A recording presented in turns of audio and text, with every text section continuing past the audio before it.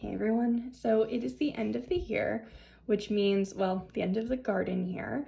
So that means it's a great time to reflect on what you grew, what you don't want to grow, and how you can maybe improve things next year. So I want to talk about 5 things that I will absolutely be regrowing again next year. Number 1 is going to be tomatoes. Now this year was a bust.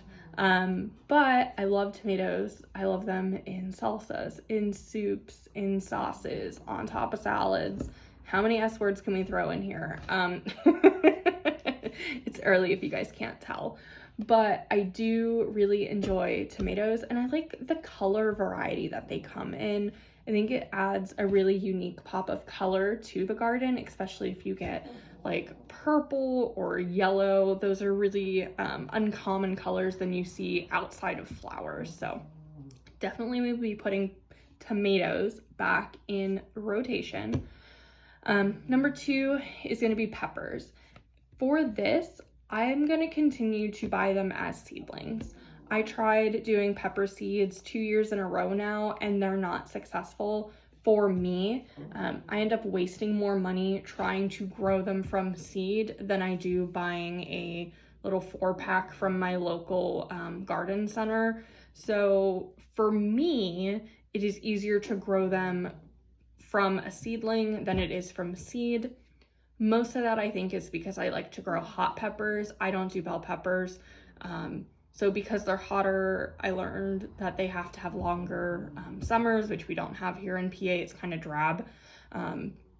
So that does hinder it, but peppers will be making a comeback.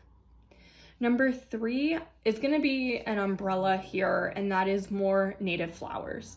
I did start with some more cone flowers this year and really letting my goldenrod go explode in the backyard, and it looks beautiful. But I need to continue to do that, and not just in dedicated areas, but throughout the garden. Native flowers not only bring in pollinators, but they provide food for your local insects and things that need that food source, not only when they're blooming, but when they're dead, right? So they are extra, extra important. So we gotta up our game. I definitely didn't forget what number I was on and had to go back. Anyway, so number 4 is again going to be an umbrella of herbs. Things like basil, thyme, rosemary. Those are staples, not only in my kitchen, but when I give gifts. So doing things like a rosemary herb salt or a rosemary herbed bread as a gift is a really nice way to incorporate your garden. You can also freeze herbs really well, and I find that a lot of them, especially like basil, are so prolific from seed, it's really hard to mess up. So herbs is coming in at number 4.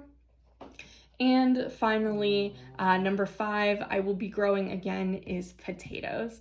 They are super simple to grow. You're really just chucking a potato in a bag and covering it with soil. There's not a lot of special pruning or trellising that's needed, and I tend to grow them in grow bags so that I can hill them if I need them, but that's not required.